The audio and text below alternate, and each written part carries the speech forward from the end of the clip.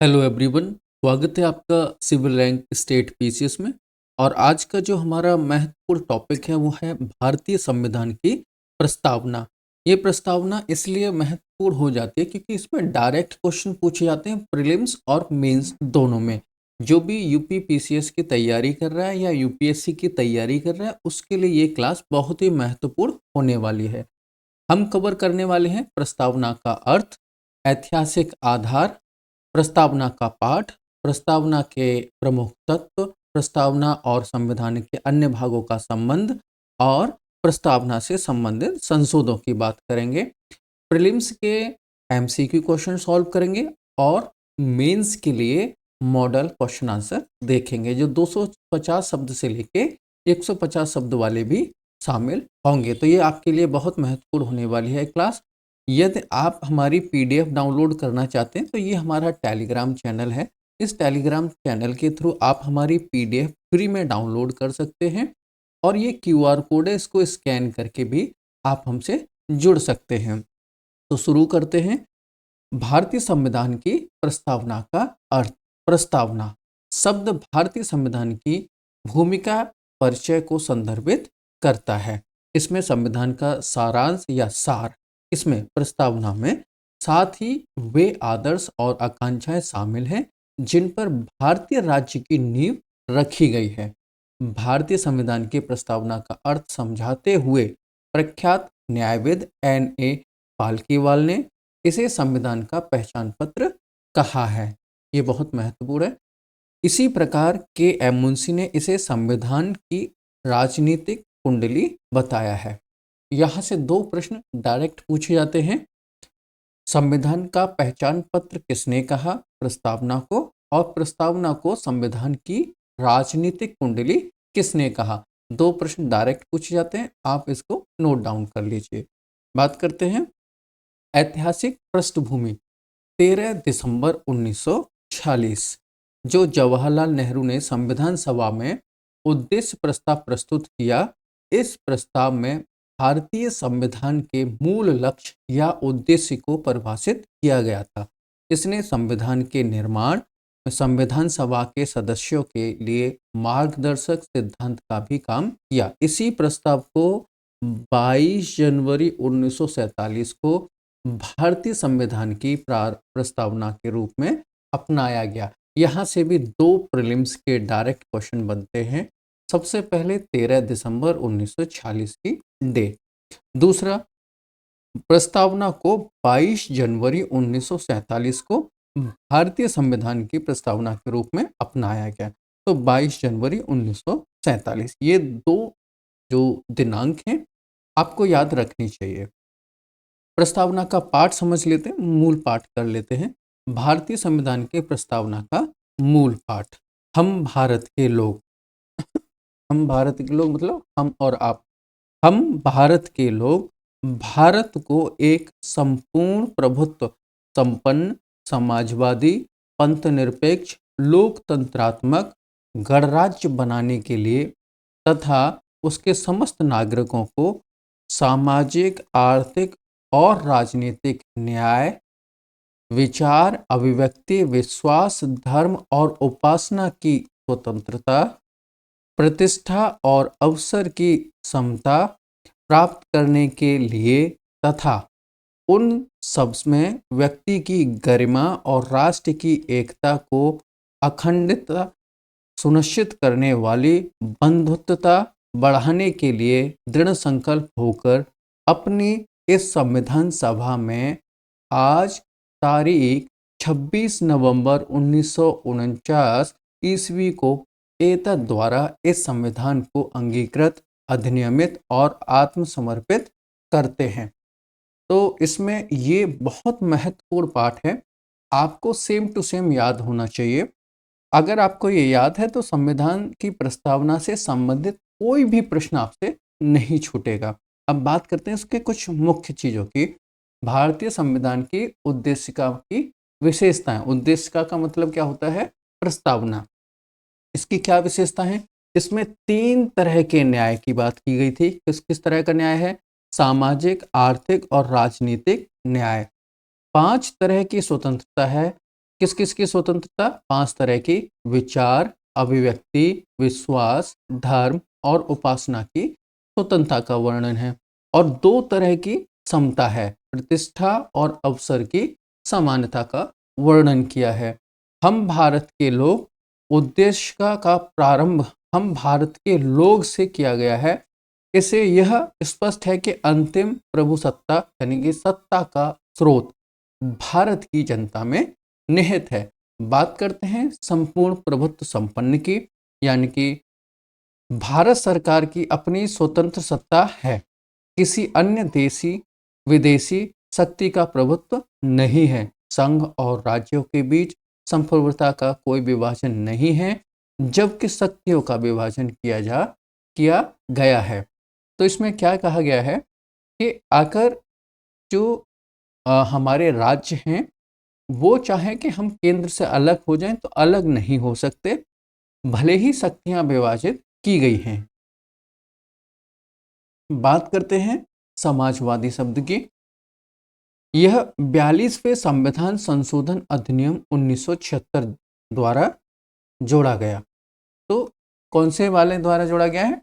42वें संविधान संशोधन अधिनियम 1976 के द्वारा, जिसका अर्थ है लोकतांत्रिक तरीकों से समाजवादी लक्ष्यों की प्राप्ति।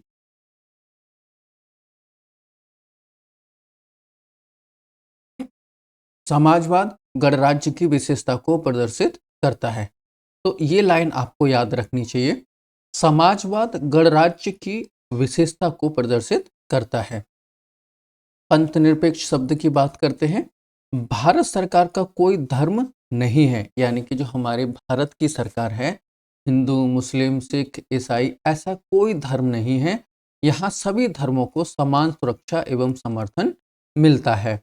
लोकतंत्रात्मक, इसका अर्थ है जनता का शासन। गणराज्य, भारत का राष्ट्रीय अध्यक्ष निर्वाचित होगा, न कि अनुवांशिक। अनुवांशिक कहाँ होता है? यूके में। प्रस्तावना, उल्लेखित शब्दों का क्रम याद करें। कैसे करना है? सबसे पहले सोवरजिन, सोशलिस्ट, सेकुलर, डेमोक्रेटिक, रिपब्लिक। इस तरह से आप शब्दों को याद रख सकते हैं क्योंकि ये पूछे जाते हैं। तो ये स्लाइड आपके लिए पूरी महत्वपूर्ण है। सबसे पहले आपको क्या याद रखना है? 42वें संविधान संशोधन अधिनियम 1976 के द्वारा इसमें समाजवादी शब्द को जोड़ा गया। पंथनिरपेक्ष, लोकतंत्रात्मक और गणराज्य शब्दों का मतलब आपको याद रखना है और शब्दों का क्रम याद रखना है। अब बात करते हैं, क्या प्रस्तावना भारत के संविधान का हिस्सा है? अक्सर कर इस तरह के प्रश्न पूछे जाते हैं जो बहुत ही महत्वपूर्ण हो जाते हैं। तो इसमें आपको क्या पता करना है? Berubari union case 1960।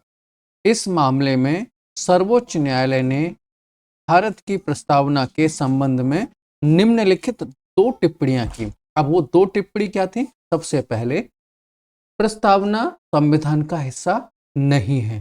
दूसरा, चूंकि प्रस्तावना हमारे संविधान निर्माताओं के विचारों की कुंजी के रूप में कार्य करती है, इसलिए संविधान में किसी भी अस्पष्टता की व्याख्या करने में प्रस्तावना से कुछ सहायता प्राप्त की जा सकती है। तो किस केस की बात हो रही है इसमें? बेरूवारी यूनियन केस 1960। स्टार लगा लीजिए। ये प्रश्न घुमा फिरा के पूछ लिया जाता है, चाहे प्रीलिम्स या मेंस में। तो बेरूवारी यूनियन केस में क्या कहा कि प्रस्तावना संविधान का हिस्सा नहीं है। ये बात आपको याद रखनी चाहिए। अतः इस फैसले के बाद प्रस्तावना की स्थिति यह थी कि प्रस्तावना संविधान का हिस्सा नहीं है, हालांकि इससे संविधान की व्याख्या में कुछ सहायता ली जा सकती है। अब अगले केस की बात करते हैं, केशवानंद भारतीय केस 1973। इस फैसले में सर्वोच्च न्यायालय ने प्रस्तावना पर अपने रुख को पलटते हुए निम्नलिखित टिप्पणी की। अब वो टिप्पणी क्या थी? पहली टिप्पणी ये थी, अब भारतीय संविधान की प्रस्तावना को संविधान का हिस्सा माना जाएगा। तो किस केस में प्रस्तावना को संविधान का हिस्सा माना गया है? केशवानंद भारतीय केस 1973 में। दूसरी टिप्पणी थी, यह संविधान के कानूनों और अन्य विभिन्न प्रावधानों की व्याख्या में महत्वपूर्ण भूमिका निभाएगा। अब बात करते हैं तीसरे केस की, LIC ऑफ इंडिया केस 1995। सर्वोच्च न्यायालय ने एक बार फिर फैसला सुनाया कि प्रस्तावना संविधान का अभिन्न अंग है, लेकिन इसे भारत में किसी भी न्यायालय में सीधे तौर पर लागू नहीं किया जा सकता। ये तीन बहुत ही महत्वपूर्ण केस थे जो आपको ओरली याद होने चाहिए। बात करते हैं अगले प्रश्न की, क्या प्रस्तावना में संशोधन किया जा सकता है? क्या अनुच्छेद 368 के तहत प्रस्तावना में संशोधन किया जा सकता है? तो सबसे पहले अनुच्छेद 368 को आपको याद में रखना है। इस मुद्दे पर मत के विकास और निम्नलिखित महत्वपूर्ण घटनाक्रमों के माध्यम से देखा जा सकता है। अब वो घटनाक्रम समझेंगे। तो सबसे पहली घटना हुई केशवानंद भारतीय केस 1973। इस मामले में सर्वोच्च न्यायालय ने यह माना कि प्रस्तावना संविधान का एक हिस्सा है और इसलिए इसमें संशोधन किया जा सकता है, बशर्ते कि संविधान की मूल संरचना, याद रखना ये शब्द 5 स्टार का शब्द है, मूल संरचना में कोई संशोधन नहीं किया जाए, पहली बात। दूसरी बात, प्रस्तावना में संशोधन समझते हैं। संविधान की प्रस्तावना में केवल एक बार संशोधन किया गया है। अब वो कब किया गया? 1976 के 42वें संवैधानिक संशोधन अधिनियम द्वारा किया गया, सरदार स्वर्ण सिंह समिति की सिफारिशों के आधार पर। ठीक है, तो किसकी समिति थी? सरदार स्वर्ण सिंह समिति। वर्ष क्या था? 1976। और संविधान संशोधन कौन सा था? 42वां।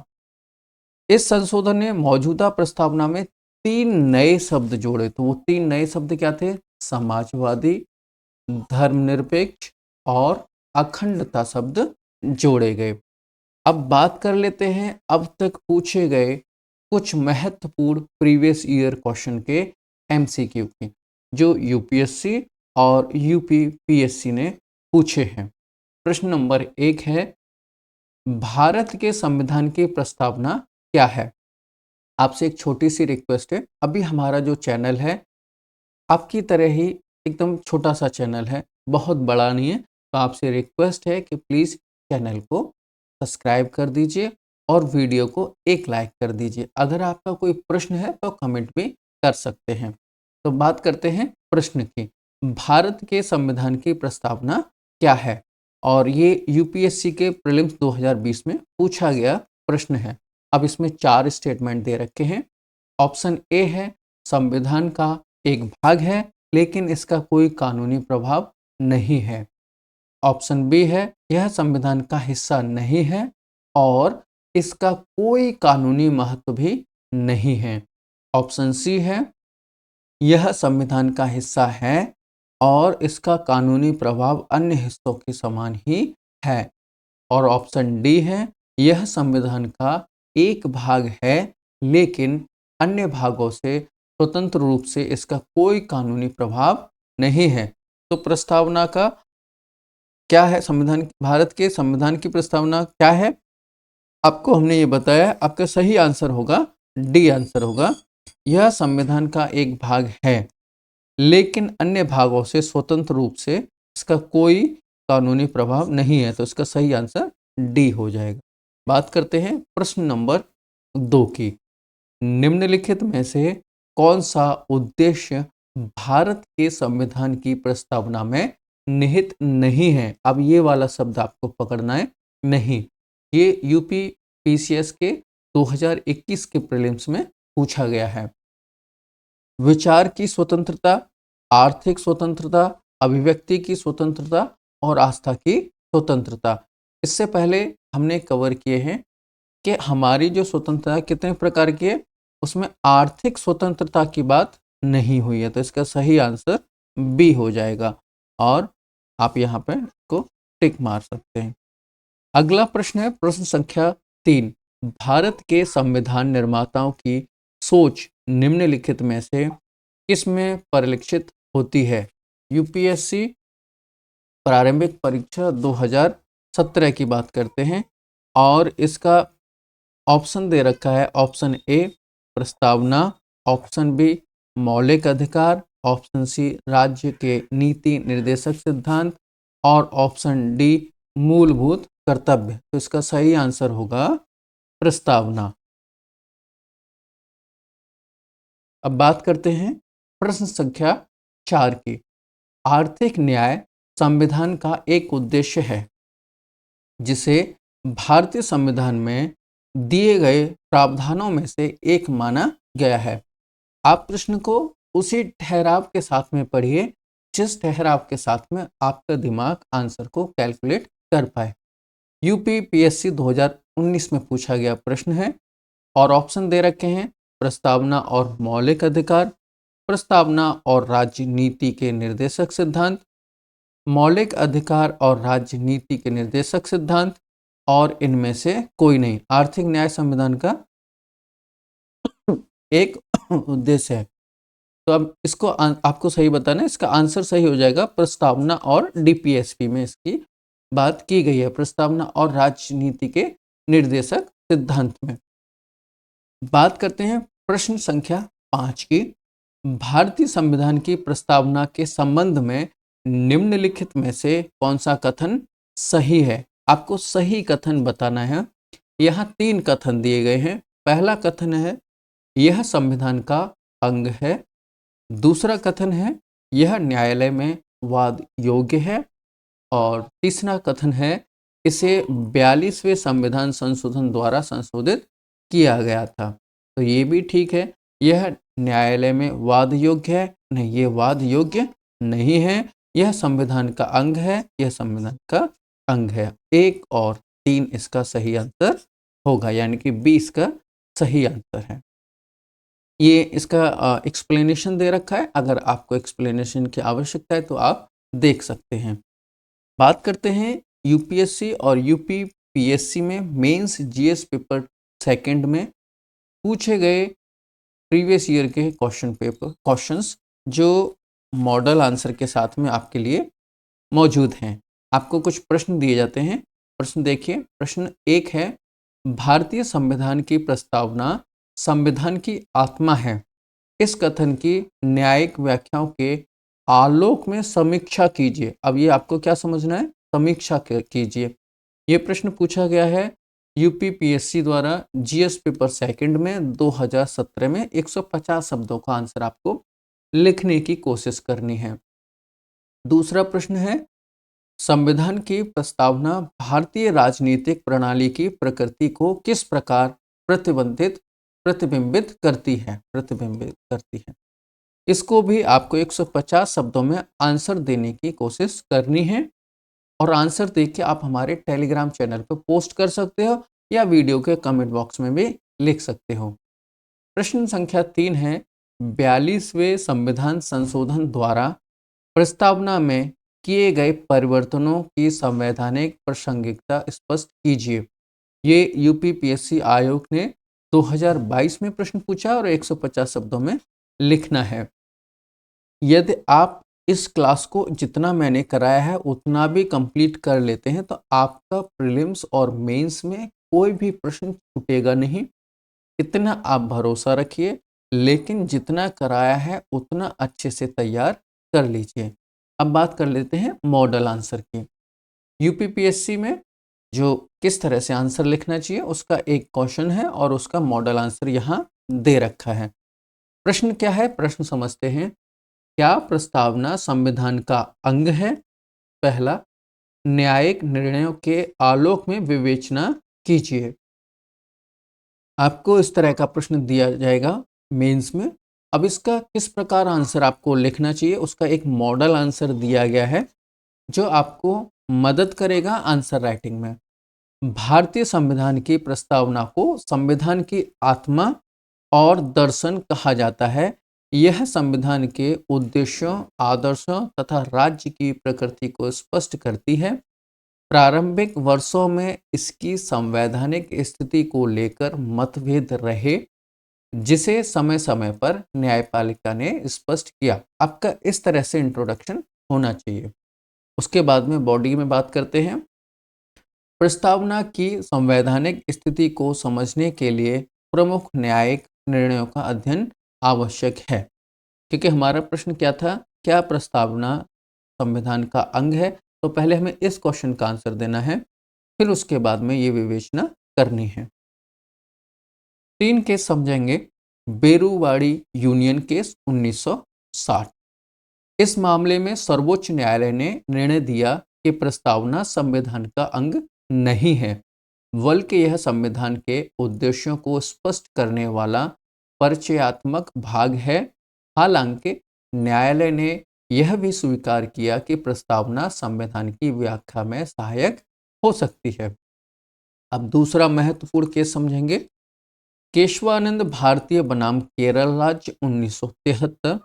यह ऐतिहासिक निर्णय प्रस्तावना की स्थिति में निर्णायक मोड़ सिद्ध हुआ।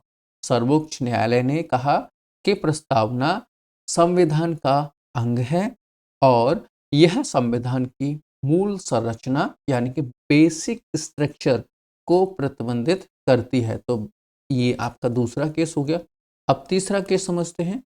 Minerva mills case 1980। इस निर्णय में न्यायालय ने प्रस्तावना को संविधान की मार्गदर्शक आत्मा बताते हुए कहा कि प्रस्तावना और मूल अधिकारों व नीति निर्देशक तत्वों के बीच संतुलन ही संविधान की मूल संरचना है। अब आपने यहाँ सिद्ध कर दिया पहले वाले क्वेश्चन का संपूर्ण आंसर कि क्या प्रस्तावना संविधान का अंग है। अब आपको इस प्रश्न का न्यायिक निर्णयों के आलोक में विवेचन कीजिए। तो पूरा विवेचन हो रहा है। प्रस्तावना की कानूनी प्रकृति समझते हैं। प्रस्तावना संविधान का अंग है। किस केस में बताया हमने? केशवानंद भारती बनाम केरल राज्य में ये प्रूफ कर दिया था। अब बात करते हैं, अगला है, यह न्यायालय में प्रत्यक्ष रूप से वाद योग्य नहीं है। तो प्रीलिम्स में क्वेश्चन पूछा जाता है क्या ये वाद योग्य है? तो आपको याद रखना है यह न्यायालय में प्रत्यक्ष रूप से वाद योग्य नहीं है, लेकिन यह संविधान की व्याख्या का महत्वपूर्ण साधन है। प्रस्तावना में उल्लेखित मूल्य यानी कि बेसिक स्ट्रक्चर डॉक्ट्रिन का आधार है। अब इसका निष्कर्ष समझते हैं। न्यायिक निर्णयों के विकास क्रम से स्पष्ट है कि यद्यपि प्रारंभ में प्रस्तावना को संविधान का अंग नहीं माना गया, परंतु केशवानंद भारती वाद 1973 के बाद यह स्थापित हो गया कि प्रस्तावना संविधान का अभिन्न अंग है।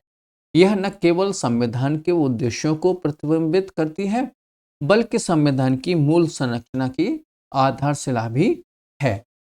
आपको इस तरह से मेंस के आंसर लिखने की प्रैक्टिस करनी है, जिसमें इंट्रोडक्शन होता है, बॉडी होती है और कंक्लूजन होता है। तो ये इस तरह का आपका स्ट्रक्चर होना चाहिए। यदि आप हमसे किसी भी प्रकार का प्रश्न पूछना चाहते हैं जो इंडियन पॉलिटी से संबंधित है या यूपी पीएससी के एग्ज़ाम से रिलेटेड है, प्रीलिम्स या मेंस से संबंधित, तो आप हमें कमेंट कर सकते हैं।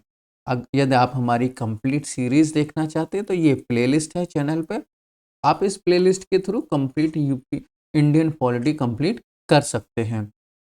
यदि आप हमारी पीडीएफ डाउनलोड करना चाहते हैं तो हमारा टेलीग्राम चैनल ये है, आप यहाँ से लिंक के थ्रू ज्वाइन कर लीजिए या स्कैन कर लीजिए।